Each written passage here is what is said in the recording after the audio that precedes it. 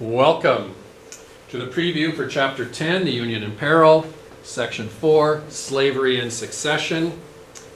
We have a series of controversial events that heightened the sexual conflict between North and South that actually brought the nation to the brink of war.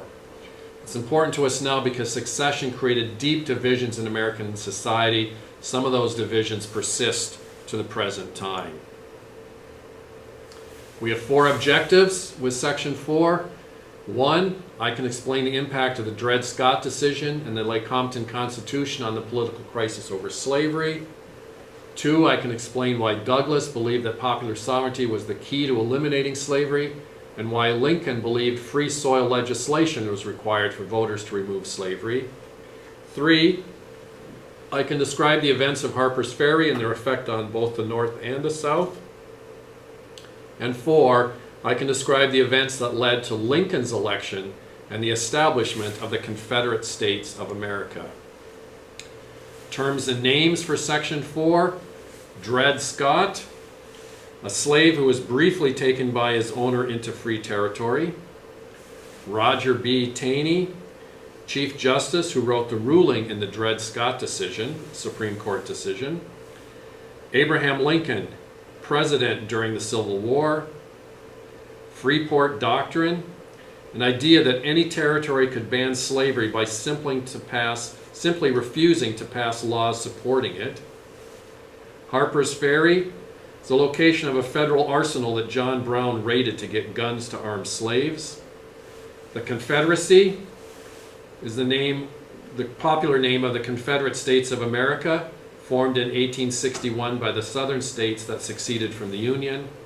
Jefferson Davis, President of the Confederate States of America. Objective 1, I can explain the impact of the Dred Scott decision and the Lecompton Constitution on the political crisis over slavery. Well, Dred Scott, although he was living in a free state, was not considered to be a free man. He was still a slave according to the Dred Scott v. Sanford case of 1857. Chief Justice Roger B. Taney oversaw that case. The ruling stated that slaves were considered property according to the Constitution. And what that meant is that territories could not exclude slavery because one couldn't deny a person their property. Kansas applied for statehood in 1857 with a constitution allowing slavery. Congress then passed a law requiring the state to vote on their constitution. The voters rejected the constitution. This left Northerners happy while Southerners were critical, because Kansas actually thought they were going to come in as a slave state.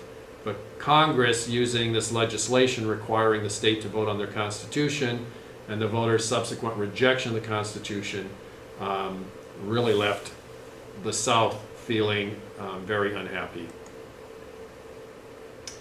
I can explain why Douglas believed that popular sovereignty was the key to eliminating slavery and why Lincoln believed free soil legislation was required for voters to remove slavery.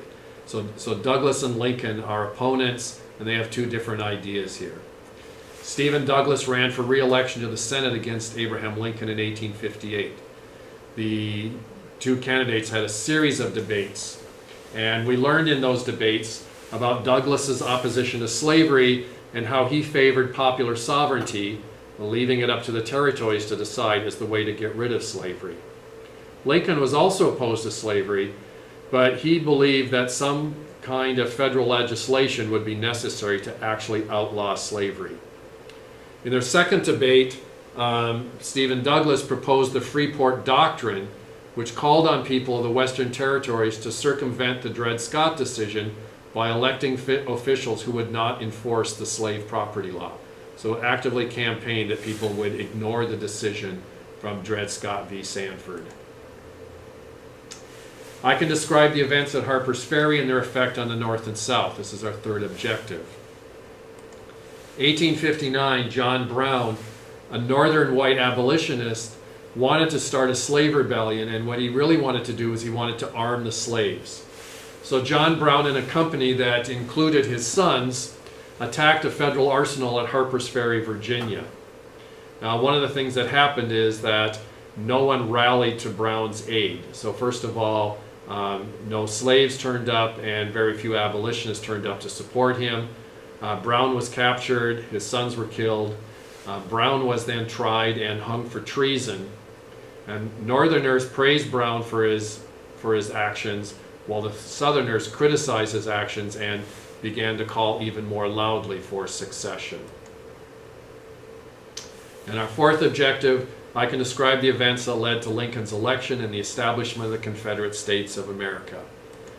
Well, in 1860, Abraham Lincoln was elected president, and one of the significant outcomes of the election is the fact that he received no electoral votes in the South. It left the Southerners feeling that they had lost all political power, and they feared with Lincoln's very strong anti-slavery position that they would lose their way of life. Southern states then began to secede from the Union. They formed the Confederate States of America, and Jefferson Davis was elected the first president of the Confederacy.